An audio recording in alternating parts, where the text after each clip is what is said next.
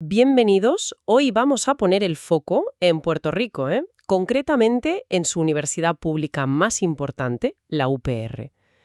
Resulta que la Universidad de Puerto Rico lleva un tiempo, enfrentándose a un desafío que preocupa bastante. Las aulas no se están llenando como antes. Y claro, ante esta situación ha surgido una respuesta desde la legislación bastante directa. El proyecto del Senado 5, que ahora ya es ley, la Ley de Admisión Automática a la Universidad de Puerto Rico.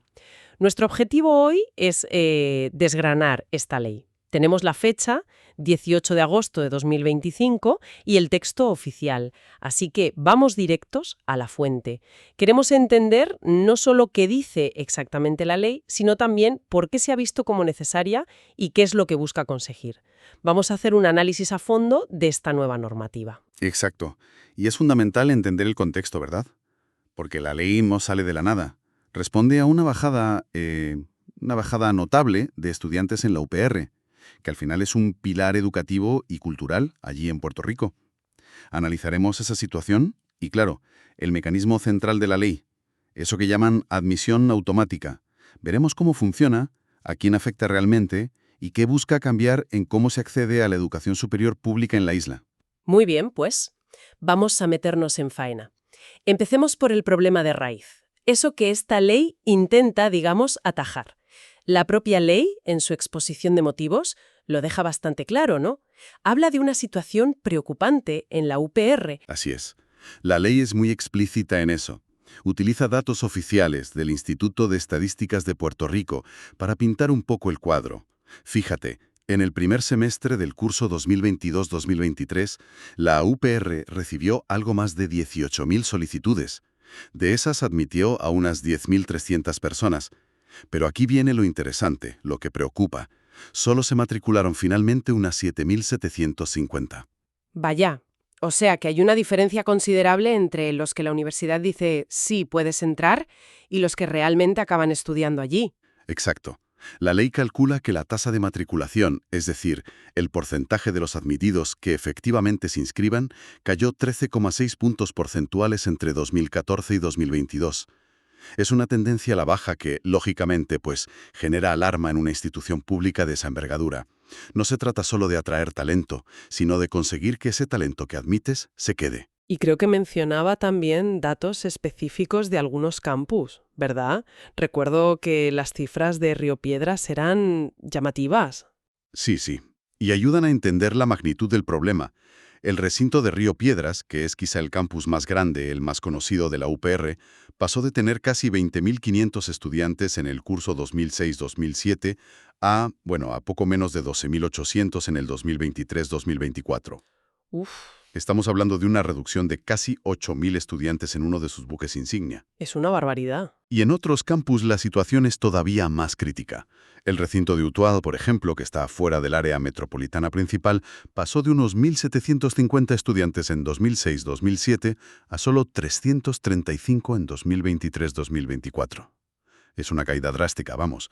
Estos números, presentados en la propia ley, son los que justifican, a ojos del legislador, la necesidad de tomar medidas, contundentes como esta admisión automática. Hay como una sensación de urgencia por revertir esa tendencia. Entendido el contexto de preocupación. Entonces, la gran solución que se pone sobre la mesa es esta ley de admisión automática. Explícanos un poco en qué consiste exactamente. ¿Quién se beneficia de forma directa? Pues el mecanismo es bastante claro, en principio. La ley crea una vía de acceso, garantizada a la UPR para un grupo específico de estudiantes. Son aquellos que están terminando el 11º grado, que sería el penúltimo año de la educación secundaria superior allí, y que además destacan académicamente. Concretamente tienen que estar en el 20% superior de su clase, de su promoción, según su promedio de notas, lo que se conoce como GPA. El 20% superior. Interesante. Esto, sobre el papel, claro, asegura un flujo de estudiantes con buen expediente. Pero claro, me pregunto si este enfoque tan centrado en el rendimiento académico podría tener otros efectos, no sé, quizás en la diversidad del alumnado que entra. Es una reflexión muy pertinente, sí. Y de hecho, es un debate habitual cuando se implementan políticas así, basadas en percentiles académicos. Por un lado, buscas asegurar un nivel, atraer a los que ya demuestran alto rendimiento, eso está claro. Por otro lado, siempre existe la pregunta de si esto podría, aunque sea indirectamente, favorecer a estudiantes de ciertos entornos socioeconómicos o de ciertos tipos de escuelas. Y si se deja fuera talento potencial que quizás no brilla tanto en el expediente, pero tiene otras capacidades. La ley, en sí misma, se centra en el criterio académico del 20%, pero esa tensión entre excelencia y equidad o diversidad es algo que seguramente se analizará en su aplicación. Claro, habrá que ver cómo evoluciona eso en la práctica. La ley especifica que esto aplica a estudiantes tanto de escuelas públicas como privadas, ¿correcto? ¿Y qué pasa con los que estudian fuera del sistema escolar tradicional? Pienso en gente que estudia en casa, online, ese tipo de cosas. Sí, la ley cubre explícitamente ambas redes, pública y privada. Y es interesante lo que preguntas, porque la definición de estudiante que hace la ley es bastante amplia, la verdad. No se limita a la escuela tradicional. Incluye también a quienes completan los requisitos académicos del 11º grado mediante homeschooling o escuelas virtuales, o incluso obteniendo el certificado GED, también a través de programas de educación para adultos o superando exámenes de validación del Departamento de Educación. Vaya, pues sí que parece intentar abarcar distintas realidades educativas. Lo intenta, sí. La condición sigue siendo la misma para todos. Tienen que demostrar que pertenecen a ese 20% superior académicamente. Ahora bien, la ley no entra en el detalle fino de cómo se calcularía exactamente ese percentil para todas estas vías alternativas, lo cual podría ser un reto en la práctica, a la hora de implementarlo de forma homogénea. Me imagino. Vale, tenemos a los estudiantes elegibles identificados, al menos en teoría. ¿Cómo se pone en marcha todo esto? ¿Cómo sabe la universidad quiénes son y cómo se enteran los propios estudiantes? Aquí entra en juego lo que la ley llama la obligación de informar. Básicamente, establece que las escuelas secundarias, las que dan el diploma final de cuarto año, tienen que enviar a la UPR una lista. Una lista con los nombres de los estudiantes que cumplen ese requisito del 20% superior. ¿Y tienen mucho tiempo para hacer esto las escuelas? Pues no demasiado, la verdad. La ley dice que deben enviar esa lista en un plazo máximo de 30 días después de que termine el año académico del 11º grado. Ojo que 30 días para recopilar, verificar y enviar esa información puede suponer una carga administrativa importante para las escuelas, especialmente las más pequeñas o con menos recursos. Sí, suena ajustado. ¿Y la privacidad? Estamos hablando de datos académicos, en muchos casos de menores. ¿Cómo se gestiona el permiso para compartir esa información? Es un punto crucial, sí. Y la ley lo contempla. Exige que cada escuela mantenga un registro de la autorización explícita de los padres, madres o tutores legales para poder compartir los datos del estudiante con la UPR. Sin esa autorización no se puede incluir al estudiante en la lista. La protección de datos es un requisito, indispensable. Bien, eso es fundamental, claro. ¿Algo más sobre el papel de las escuelas en este proceso? Sí, hay un detalle interesante. La ley indica que cada escuela debe dedicar un día para que los estudiantes elegibles puedan completar la solicitud de admisión online de la UPR. Esto parece buscar un doble objetivo. Por un lado, formalizar el interés del estudiante, que no sea solo estar en una lista. Y por otro, recopilar información adicional que ayude a la UPR a determinar a qué programas específicos podrían encajar mejor según sus intereses y quizás notas en materias concretas. O sea que no es solo identificar, sino también facilitarles el primer paso de la solicitud. Vale, la escuela hace su parte, envía la lista, con permiso, a la UPR. ¿Y ahora qué? ¿Cuándo recibe el estudiante la gran noticia? La universidad tiene también un plazo definido. La ley establece que la UPR debe notificar al estudiante su admisión automática no más tarde del primer lunes de octubre del año anterior al curso para el que se le admite. Es decir, si un estudiante termina el 11º grado, digamos, en mayo-junio de 2026, recibiría la notificación de admisión para empezar la universidad en agosto de 2027, como muy tarde, en octubre de 2026. A ver, que le avisan casi un año antes de empezar la universidad, durante su último año de instituto. Eso da bastante margen para planificar, ¿no? Exacto, esa es la idea. Darles tiempo para valorar la oferta, compararla con otras opciones si las tienen y tomar una decisión informada sin las prisas del último minuto. ¿Y qué debe incluir esa carta o notificación de admisión? ¿Es un simple «enhorabuena, estás dentro» o va más allá? No, debe ser bastante completa. La ley detalla que tiene que especificar claramente a qué programas académicos y a qué recintos o campus de la UPR ha sido admitido el estudiante. No es una admisión genérica, sino a opciones concretas. Y también develar un plazo mínimo de 30 días para que el estudiante responda si acepta o rechaza la oferta. Y supongo que incluirá información para animarles a matricularse, claro. Por supuesto, la notificación tiene que incluir información sobre las ayudas económicas y becas disponibles en la UPR. Este es un punto clave, porque la admisión garantizada está muy bien, pero si no se puede costear, pues no sirve de mucho. Además, la UPR puede añadir cualquier otra información que considere útil para vender su oferta, por así decirlo, y animar a que esa admisión se convierta en una matrícula efectiva. Es en parte una herramienta para competir por ese talento. Muy importante eso de las ayudas económicas, sí. Ahora, una pregunta que seguro que surge. ¿Qué pasa con el 80% restante? Si un estudiante es bueno, pero no llega a estar en ese 20% superior, ¿esta ley le cierra las puertas de la UPR? No en absoluto. Y esto es importante recalcarlo. La ley incluye un apartado sobre admisiones generales que aclara que cualquier estudiante que no sea elegible para la admisión automática por esta nueva vía puede solicitar la admisión a la UPR igualmente, a través del proceso ordinario que ya existía. Su solicitud se evaluará con los criterios generales de admisión de la universidad, como siempre. O sea que esta ley crea un carril rápido o garantizado para un grupo, pero la carretera principal sigue abierta para todos los demás. Exactamente. Es un complemento, no un sustituto del sistema de admisión general. Se busca asegurar un cupo de estudiantes de alto rendimiento, pero sin eliminar otras vías de acceso. Tiene lógica.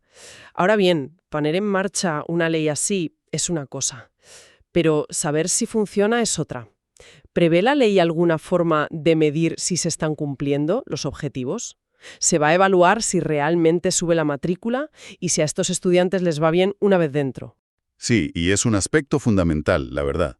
La ley obliga a la UPR a presentar informes anuales a la Asamblea Legislativa. Estos informes tienen que ser bastante detallados y están diseñados precisamente para evaluar el impacto real de la medida. ¿Y qué tipo de información deben incluir esos informes? ¿Qué se va a medir exactamente? Pues varias cosas clave.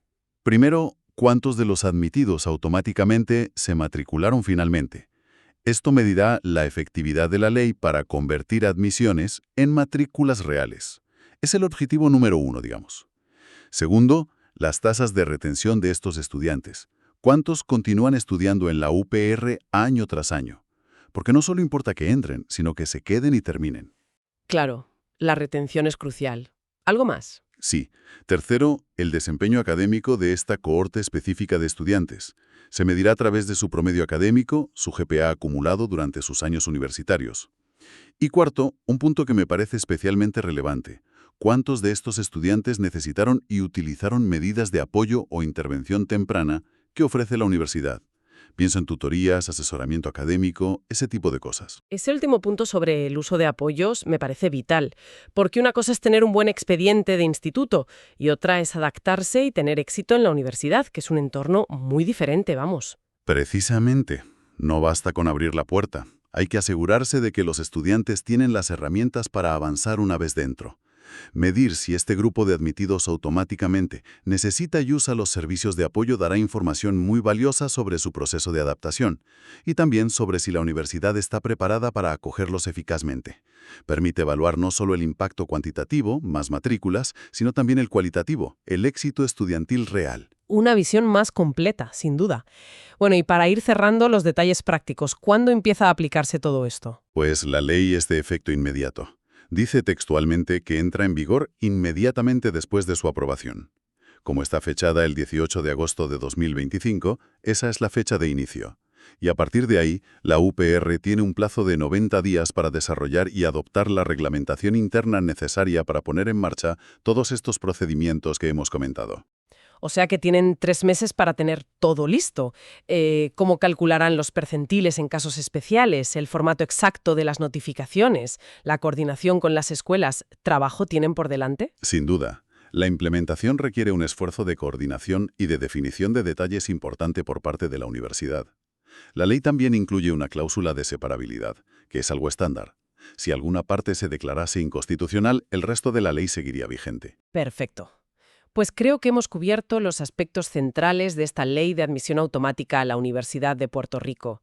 El objetivo parece claro: Intentar frenar y, si es posible, revertir esa caída en el número de estudiantes matriculados, asegurándose una entrada directa del 20% de los estudiantes con mejor expediente de las escuelas secundarias de la isla. Correcto. Es una apuesta legislativa por fortalecer a la UPR captando a un segmento específico del talento estudiantil. La idea es vincular directamente el buen rendimiento preuniversitario con un acceso garantizado. Ahora, la clave estará en ver los resultados a medio y largo plazo, que es lo que nos dirán esos informes anuales que comentábamos.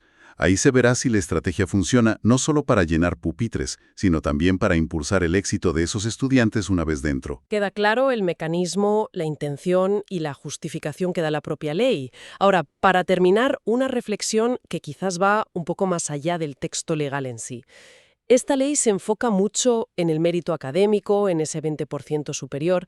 Si bien busca asegurar talento, que es legítimo, ¿qué implicaciones podría tener esta focalización tan marcada para la diversidad general del alumnado de la UPR? Pienso en diversidad socioeconómica, geográfica, de experiencias vitales. ¿Cómo encaja esta estrategia con la misión histórica de una universidad pública como motor de oportunidad y movilidad social para un espectro más amplio de la población? Es algo para darle una vuelta, ¿no? Es la gran pregunta, sí, que subyace a este tipo de políticas basadas en percentiles tan altos.